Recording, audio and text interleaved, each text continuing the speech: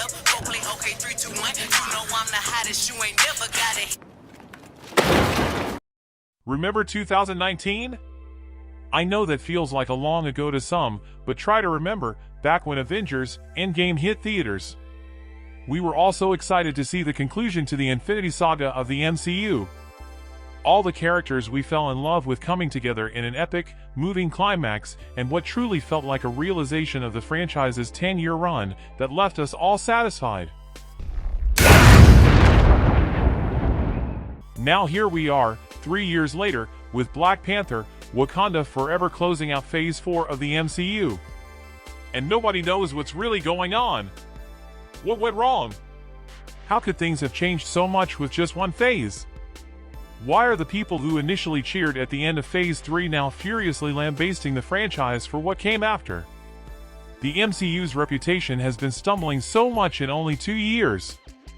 Phase 4 of the MCU covers movies from Black Widow, Shang-Chi and the Legend of the Ten Rings, Eternals, Spider-Man No Way Home, Doctor Strange in the Multiverse of Madness and Thor Love and Thunder to Black Panther Wakanda Forever.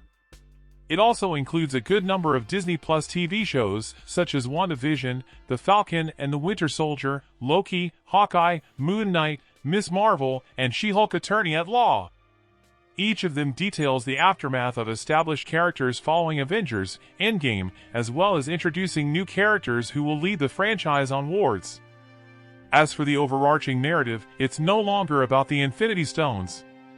Instead, a new concept has been introduced, which is the multiverse. The universe we have been seeing up till now is only one of many, and out there are countless more threats that could cross over entire dimensions to threaten the structure of reality itself.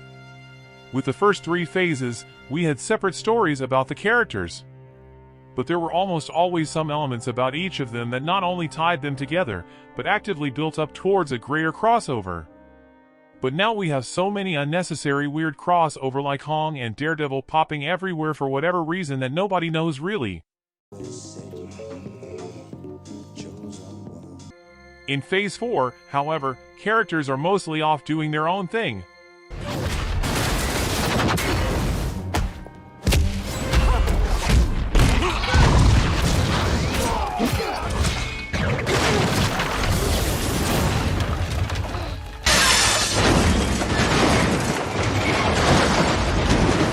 Some side characters do show up or get mentioned, but for the most part, the way each of the respective stories ends doesn't lead then to a crossover story. In fact, this is the only MCU phase so far to not include a crossover event like the Avengers movies. This has led to many calling this phase as meandering or aimless. Marvel is treating the audience like they are just a bunch of 5-year-olds. I mean, look at this one of the gods in Thor Love and Thunder, it's a dumpling. A god dumpling. And in Loki there is a cartoon thing called Miss Minutes, it's a talking clock. And an alligator Loki. Like, what's going on here? Shang-Chi and the Legend of the Ten Rings makes the similar misstep. The film made me feel like I was watching Rush Hour 2 or 3 all over again.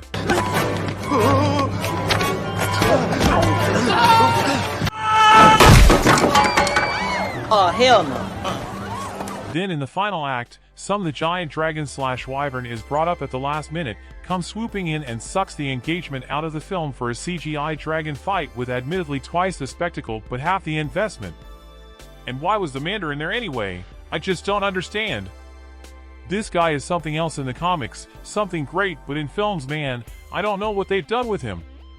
Do you know that the Mandarin is Iron Man's main arch-nemesis, but what they've done with him I just don't know.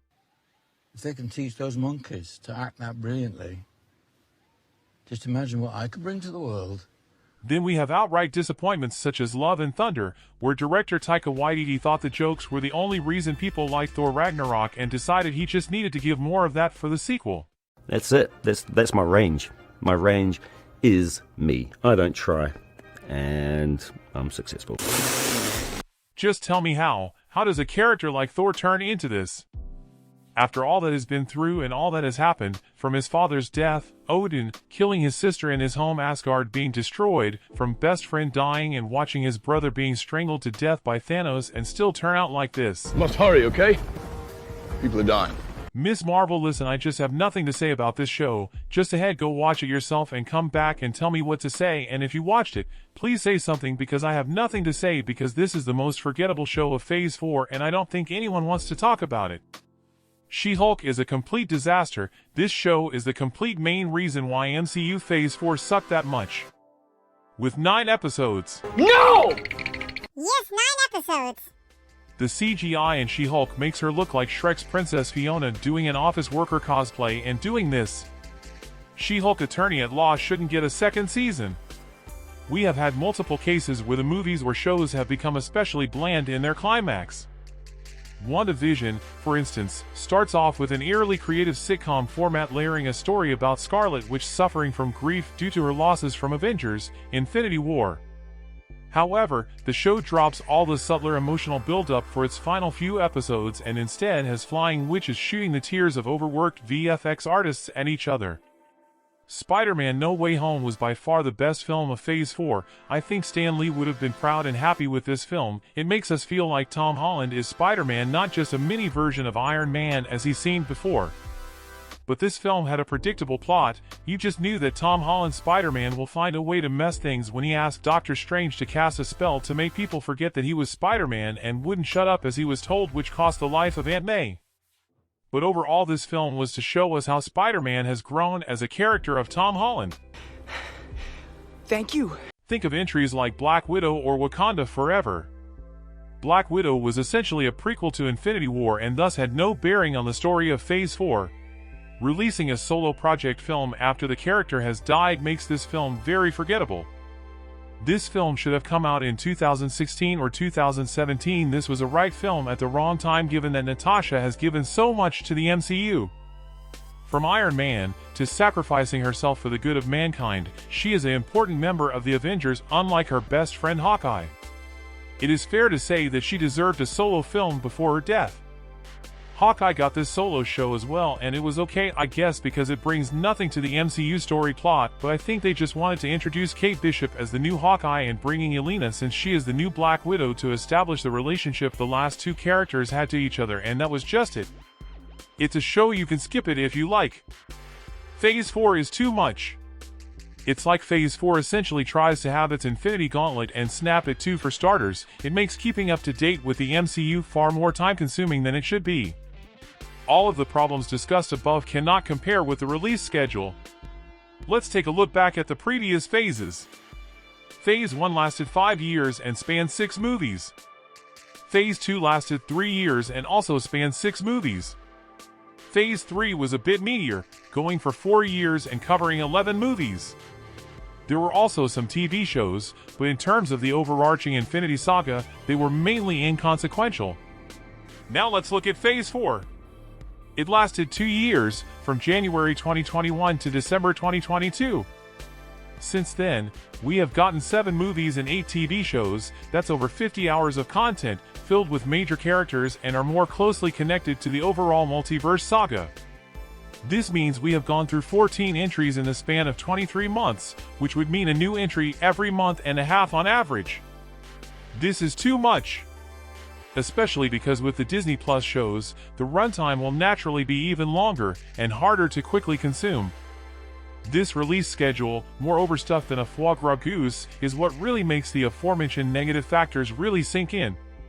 The phase wouldn't feel so inconsistent in quality if the mediocre ones came at a slower pace. It is quite baffling just why Phase 4 is trying to cram out all it has in such a short time. Is it money? Do they somehow need more revenue despite Avengers: Endgame rivaling Avatar as the highest-grossing movie of all time? There just doesn't seem to be a logical explanation for why the series would butcher its own pacing like this, and it is infuriating. At this point, I am thoroughly burnt out, and the fact that they have announced so many upcoming entries right to the end of Phase 6 is not helping matters in the slightest. Seems like this isn't something that can be fixed, sadly, as MCU Phase 5 is already looking likely to make the same mistake. 6 movies and 7 TV shows have already been confirmed, and there are whispers that Marvel might add even more over the next few months. Maybe with Phase 6, MCU might finally show some restraint. Phase 4 of the Marvel Cinematic Universe has felt both lethargic and overwhelming, with less clarity about what the hell this is all supposed to be building toward. Phase 4 has flooded audiences with Disney Plus series, many of which directly impacted the larger continuity of the MCU. If an audience member missed out on WandaVision and Loki, then much of what happened in Multiverse of Madness would appear baffling. You just see Wanda becoming the villain and you just don't know what's going on anymore. Marvel's inundation of content is causing its larger narrative to become unfocused and muddled. This problem extends beyond what we see on the screen as well. Over the summer, it was reported by multiple outlets that Marvel's treatment of its visual effects artists is downright awful. Workers allegedly experience long hours, overly demanding tasks, unrealistic deadlines. One VFX artist speaking to Vulture opens a new tab, claims that a coworker broke down and started crying due to the pressure of working on MCU projects.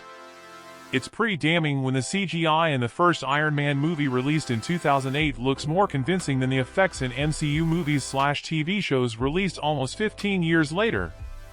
How is that even possible? Too many characters. In hindsight, there was a beautiful simplicity to the first MCU phase. Sure, at the time it felt incredibly ambitious, but only 4 solo movies and 1 sequel lead up to the Avengers. MCU Phase 2 introduced new characters, but kept the number of heroes fairly well managed. Phase 3 overstretched a little, and Phase 4 was completely unrestrained.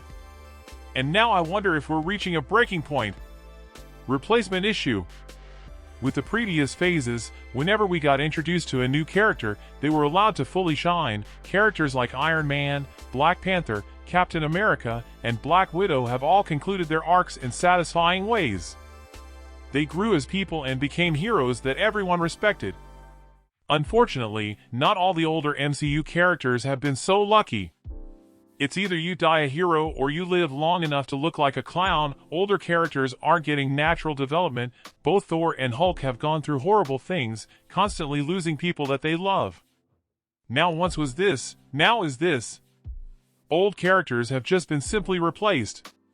New Captain America, new Hawkeye, new Black Widow, new Black Panther. Iron Man to Ironheart. And Hulk to She-Hulk. Multiverse issue. Phase 4 was introducing a new story plot, which is the multiverse, but it looks like they don't know what they are doing with this multiverse concept or where they are really going with it. Hopefully we will know in Phase 5 if possible, because Phase 4 feels incomplete, even with so much content that has been flooded to viewers. Things are just not clear enough. Marvel, what's really going on?